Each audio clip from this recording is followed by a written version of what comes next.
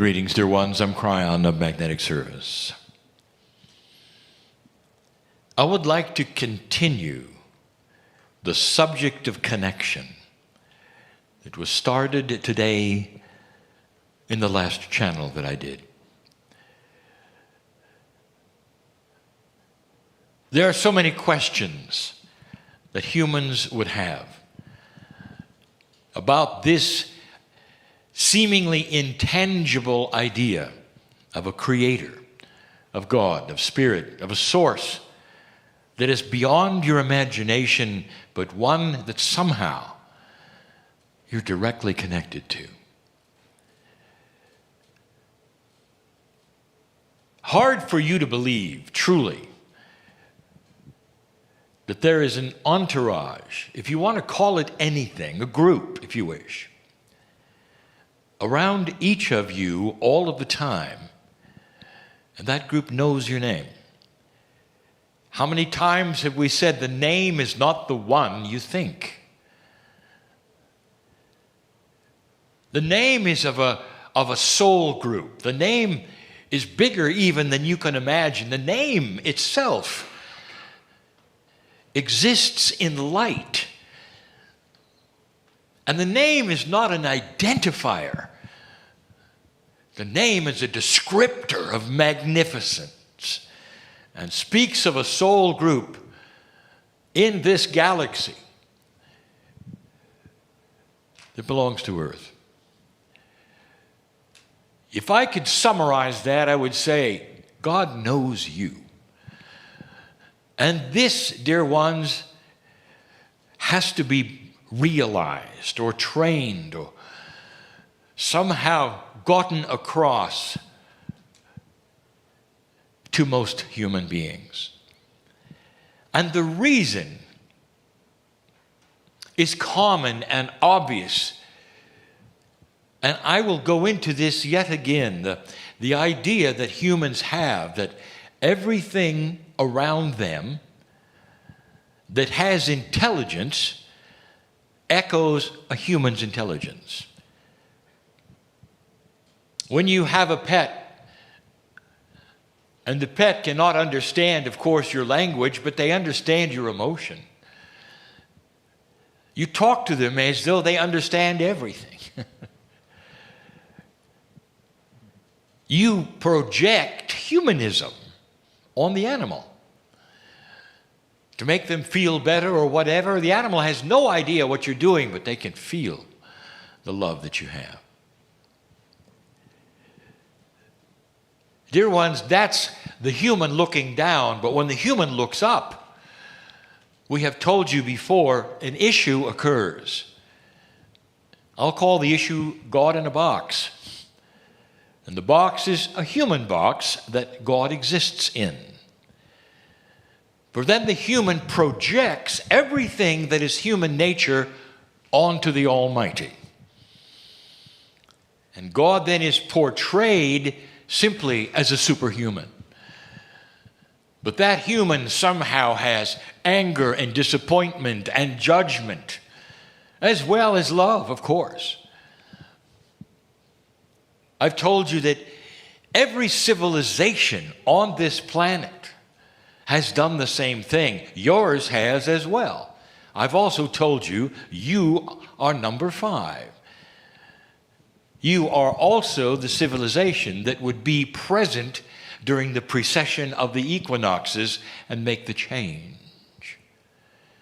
Other civilizations before yours have gone through similar things. We don't speak of that yet, because most humanity doesn't believe anything happened before them. Before the 6,000 or 7,000 years that you're told you've been here, when actually it's more like 50 to 60,000.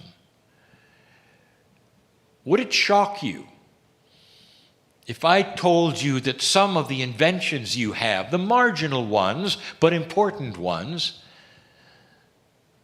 such as electricity, was not only present early in your civilization, but in the civilizations before yours?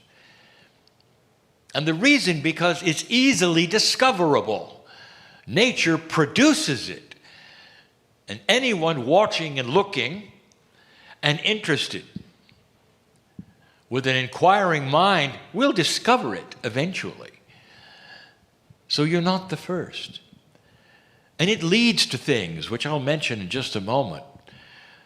But what I want to tell you is that you still have a model for everything, and it's you. Communication is interesting with humanity. Let's talk only about your civilization and what happened when. So interesting. You think you're so technical. You are. What if I told you, however, that long before the telegraph or the radio or the telephone, you had a system of communicating at the speed of light 20 miles at a time? You may laugh. All they had to do was climb a mountain and give smoke signals to the next mountain. Communication at the speed of light 20 miles at a time. One mountain would talk to another, would talk to another, would talk to another. The language, perhaps, was a little rough. Not many words. But it was communication. It was needed. The dream of all humanity always was instant communication. In a very early time, if you wanted to send a message to someone you knew in a town or a village that was far away, the system was to write a note, get on an animal of some kind, and ride the animal to the next town. And that became the mail. Today you laugh at how slow that might have been, for sometimes you'd say hello in a letter, and 3 weeks later you'd get a hello back. And that was as good as it got. In your civilization, talking about the 1700s or so, along comes a system of electricity. You called it the telegraph, where you could start then sending messages through code, long distances. 100 years later, it led to radio. And then the inventions began. But suddenly you could talk, and those a continent away could hear it in real time. Some thought that was just about as good as it would ever get. Then you could do it with pictures. And now, dear ones, with simple devices you carry in your pocket, if you have the right equipment on the other side, you could talk to the planet, and they could all hear you at once. The secret, of course, is having the correct equipment, the correct connection, and that which is needed in today's world with that which you call the net. Wiring it to everyone so everyone would have the correct equipment. And now, finally, one human could talk to everyone and they could talk back. That's how far you've gone. But even today, you didn't extrapolate that technological improvement onto God. Do you realize that? You're still sending letters. Now you might say, well, wait a minute. That's not true. I can pray and I know God hears me. Yes, but dear ones, you've always felt it was one way. Because you never felt that God could hear you enough to give you an answer immediately. It was either passed down somehow or realized in some fashion or got dysfunctional somewhere along the way. I mean, the Greeks were doing it. They were sending messages through prayer to their gods who they made dysfunctional so they would be more human. In other words, it continues even today that who you are as humanity is then placed upon God. And this idea of God in the box is as follows. There's no technology yet high enough to have a real-time communication with Spirit or God, where you could have a back and forth message at the speed of light. It simply is not acceptable. Most of humanity has to go through some kind of an interloper that translates, because they have the ability or the training or the gifts of being able to take your message and get it to Spirit and then have it come back in a certain way. We told you this morning that it gets even worse than that, because it's often accompanied with steps of achievement or even funding in order for you to get a message, a connection to the creative source. Dear ones, this is truly understandable, because this is the only model you have, and that model is yourself. And so if there's an almighty God someplace in a box somewhere, in order to get that place, wherever it is, there has to be all manner of things that you do in order to achieve that communication. We told you this morning that truly you've got the equipment already inside, and that communication is instant. You had that even when you were sending letters with animals and writers. You had that at the beginning, but you didn't understand it because you simply applied it to the way you communicate. What's interesting is, as you got a communication that was as it is today, you didn't then update it and think, well, maybe the Creator has inventions as well. And even today, for most humanity, it is difficult to speak directly to the Creator. My message is this. We're going to continue just a short amount from the idea that you have and always have had the correct equipment and connection and net, or whatever you want to say it, in order to have 100% speed of light, connections beyond speed of light to the creative source, because the creative source knows you.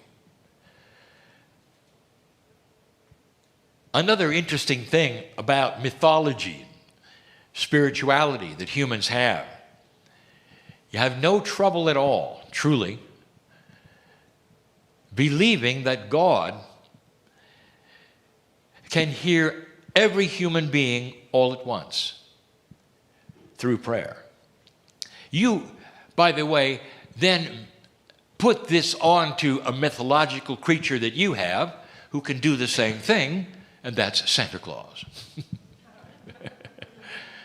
No matter who you are as a child, Santa can hear all of the requests at one time.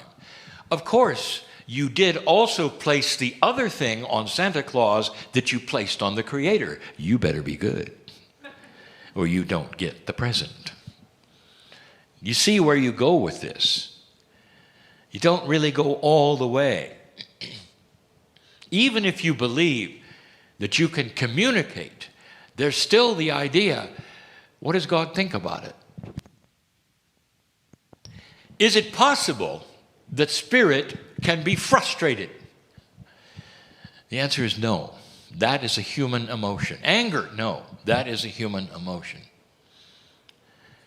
Well, wait a minute, Kryon. You said that spirit can have compassion. Isn't that a human emotion? No, dear ones, that's a creator emotion that you get by being a human. Love, compassion, benevolence, beauty. What you studied today in coherence and putting things together, all is from the creative source. Humor, from the creative source. The creativity of music. The idea of harmonies causing emotional effects and sending you into coherence right from the creative source. And all the other emotions that you dream up or you have, dream up in that you paste them on the Creator. is something you have, not the Creator. Now, where am I going? Once you get to the place where you realize you don't have to climb stairs or go through someone else, that you can sit in your chair, magnificent, and say, Dear Spirit, I know you're with me. Dear Spirit, I know you're here. Dear Spirit, I expect benevolent things in my life, and things start changing. Once you get to that stage, dear ones, you simply threw the switch. Because from now on, you get real communication and results. Let me begin with just one or two things. God is not in a box. Let us say, for instance, you are a healer. And for so many years, you've had the gifts and the tools of healing. And let us say, for many years, there has been frustration because they either don't work well or they work too well or you cannot control them. And this would be because those gifts are a spectacular, advanced energy that most humans do not have. It even frustrated the shamans of old. That sometimes the healing occurred and sometimes it didn't, and that got them in trouble because those around them expected certain things in linearity, and that's not what the gift does. Let's say that's you. How do you think Spirit reacts to this? What's really happening there? Let me tell you. You have an entourage around you. And every single one of those loves you dearly, knows your name, knows the soul that you are, and is watching you flounder because you think God's in a box. Even if you believe you can communicate, you don't think God cares enough to work with you on the issue. And in that sense, you might go a lifetime or decades with an entourage around you begging you, why don't you just ask and work this out? Because you are in communication. The line is open, the switch has been turned, and all you think is it's good enough to talk. You don't understand. It's good enough to resolve things that are multidimensional. It's good enough to change your life. But you've only gone to first base, as they say. You just threw the switch. Now you can talk. What if I told you this? That box you think God is in is inside you. Right now, to that healer, I will say this. You have the ability to work on this and design your gift.